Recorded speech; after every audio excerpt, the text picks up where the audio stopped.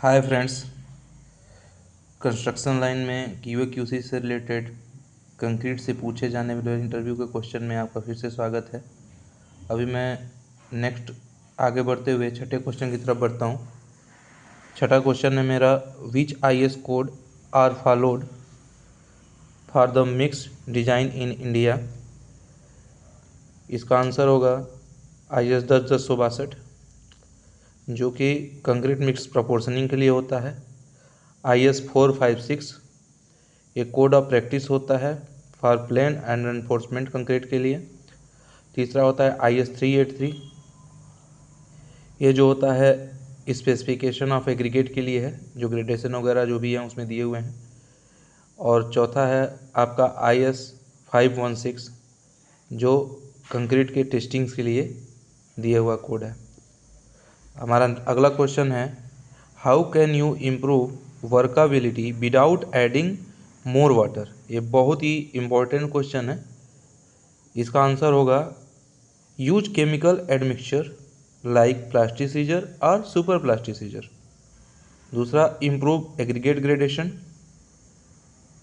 Aggregate के gradation को maintain करना भी बहुत ज़रूरी होता है वर्कबिलिटी इम्प्रूव करने में। ऑप्टिमाइज मिक्सिंग टाइम, और जो कंक्रीट की मिक्सिंग टाइम होती है वो तो बहुत ही महत्वपूर्ण है कंक्रीट तैयार करने के लिए।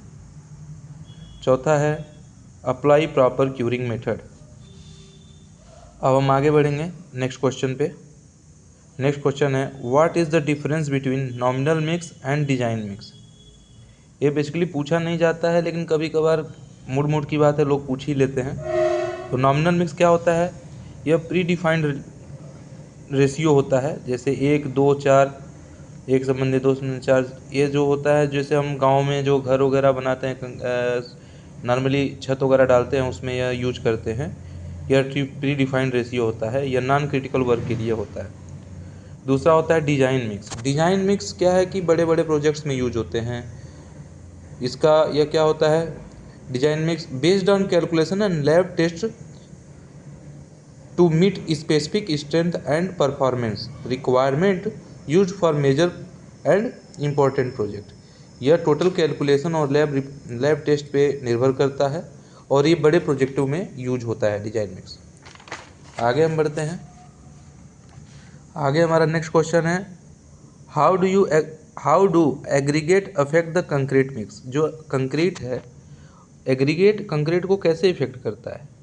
इसका आंसर होगा shape, size, grades and moisture content influence the strength, workability and cement requirement.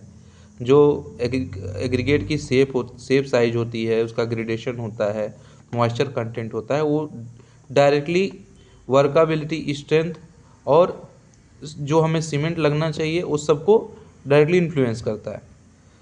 ठीक है, जैसे अभी देखिए, अगर well graded aggregate reduce voids and reduce cement usages. अगर आपका जो एग्रीगेट है एकदम ग्रेडेशन में है, उसका ग्रेडेशन प्रॉपरली है, तो इसके वो वाइड्स को कम कर देगा और सीमेंट की जो यूजेज होंगी वो भी कम हो जाएंगी, सीमेंट का खपत भी कम लगेगा। Angular aggregate increase strength. जो एंगुलर एग्रीगेट होता है स्ट्रेंथ तो बढ़ा देता है, बट रिड्यूस द वर्कबिलिटी, लेकिन वर्कबिलिटी को कम करता है। Moisture content must be accounting for avoiding incorrect water cement ratio, water calculation. Moisture correction करना भी बहुत ज़रूरी है। अगर एग्रीगेट में मॉइस्चर ज़्यादा होगा, हम उसको करेक्ट नहीं करेंगे तो ये हमारे वाटर सीमेंट रेशियो को बिगाड़ देगा, वाटर कैलकुलेशन बिगड़ जाएगा, जिससे हमारी वर्कबिलिटी बिगड़ जाएगी।